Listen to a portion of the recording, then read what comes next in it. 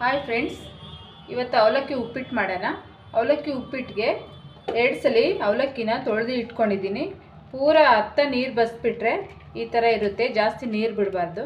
ಈಗ ಒಗ್ಗರಣೆಗೆ ರೆಡಿ ಮಾಡ್ಕೊಳ್ಳೋಣ. ಈಗ ಬಾಣಲಿಗೆ ಆಯಿಲ್ ಹಾಕ್ಕೊಂಡಿದ್ದೀನಿ, ಮತ್ತು ಒಂದು ಅರ್ಧ ಸ್ಪೂನು ಸಾಸಿವೆ ಹಾಕ್ಕೊತಾ ಇದ್ದೀನಿ.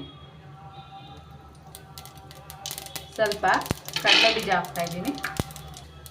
1.5 ಸ್ಪೂನು ಕಡಲೆಬೇಳೆ ಹಾಕ್ತಾಯಿದ್ದೀನಿ. ಕಡಲೆ ಬೀಜ ಸ್ವಲ್ಪ ರೋಸ್ಟ್ ಆಗಲಿ. ಈಗ ಈರುಳ್ಳಿ ಹಾಕ್ಕೊತಾ ಇದ್ದೀನಿ, ಮೆಣಸಿನ್ಕಾಯಿ ಹಾಕ್ಕೊತಾ ಇದ್ದೀನಿ, ಕರಿಬೇವು ಹಾಕ್ಕೊತಾ ಇದ್ದೀನಿ. ಈರುಳ್ಳಿ ಸ್ವಲ್ಪ ರೋಸ್ಟ್ ಆಗಲಿ. ಒಂದು 2 ನಿಮಿಷ ರೋಸ್ಟ್ ಆಗಲಿ. ಈಗ ಒಂದು ಟೊಮೊಟೊ ಹಾಕ್ಕೊತಾ ಇದ್ದೀನಿ.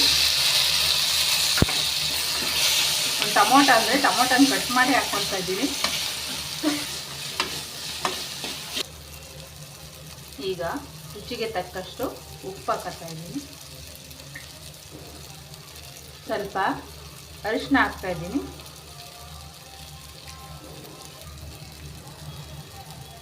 ಸ್ವಲ್ಪ ಮೆಂತ್ಯ ಪುಡಿ, ಮೆಂತ್ಯ ಹುರಿದು ಪುಡಿ ಮಾಡಿ ಇಟ್ಕೊಂಡಿದ್ದೀನಿ, ಹಾಕ್ತಾ ಇದ್ದೀನಿ. ಜೀರಿಗೆ ಹುರಿದ್ಬಿಟ್ಟು ಪುಡಿ ಮಾಡಿ ಇಟ್ಕೊಂಡಿದ್ದೀನಿ, ಅದೊಂದು ಸ್ಪೂನ್ ಹಾಕ್ತಾ ಇದ್ದೀನಿ. ಎಲ್ಲ ಮಿಕ್ಸ್ ಮಾಡ್ಕೊತಾ ಇದ್ದೀನಿ.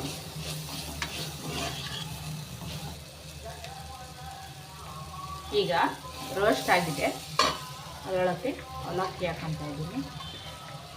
ನೀರು ಜಾಸ್ತಿ ಬಿಡಬಾರ್ದು ಅವಲಕ್ಕಿ ಒಳಗೆ ತೊಳಿಬೇಕಾದ್ರೆ. ಈಗ ಮಿಕ್ಸ್ ಮಾಡ್ಕೊತಾ ಇದ್ದೀನಿ. ಸ್ವಲ್ಪ ಲೋ ಇದರಲ್ಲಿ ರೋಸ್ಟ್ ಮಾಡ್ಕೋಬೇಕು. ಫ್ರೆಂಡ್ಸ್, ರುಚಿಕರವಾದ ಅವಲಕ್ಕಿ ಉಪ್ಪಿಟ್ಟು ರೆಡಿಯಾಗಿದೆ. ಸಬ್ಸ್ಕ್ರೈಬ್ ಮಾಡಿ, ಶೇರ್ ಮಾಡಿ, ಲೈಕ್ ಮಾಡಿ ಫ್ರೆಂಡ್ಸ್.